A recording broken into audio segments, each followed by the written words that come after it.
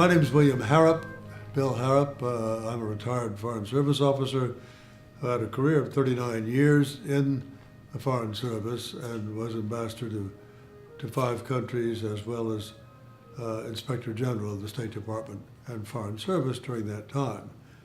I was later chairman of the American Foreign Service Association. While I was ambassador to Guinea between 1975 and 1977, I took advantage of a program that was then operating, and it was really quite a good idea at the time, through AID's good offices. Every ambassador, every American ambassador, had access to $25,000, which he could use as he thought best for American interests and for goodwill and for obtaining our political objectives in his country. I'm kind of puzzled how to use this. Guinea was a country that was really in terrible poverty. It should not have been. As a French colony, it was one of the most prosperous. It has excellent rainfall, excellent arable land, a good climate. Unfortunately, however, the president, Sékou Touré, was the great African socialist. His was the only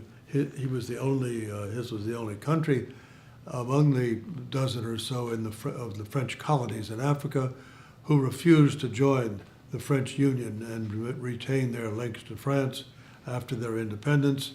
And in 1958, he took Guinea into independence of its own, and the country then really went downhill fast. The poor people were just impoverished. The collective farming was not successful. There was hunger, and there was it was a very sad country during the time we were there, and for many years before and after that, as a matter of fact. I had the $25,000 and wondered, now what could I do?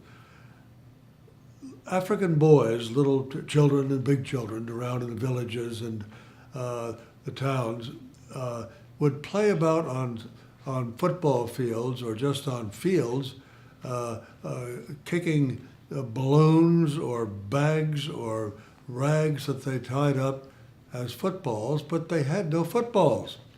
And I said to myself, why don't we give these people some good soccer balls?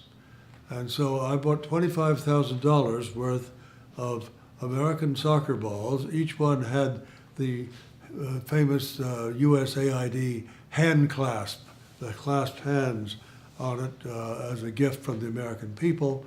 And then we handed these out over the whole country. I think President Sékou Touré was a little embarrassed because they were so popular and that he'd not been able to provide footballs for his people. But it was a huge hit.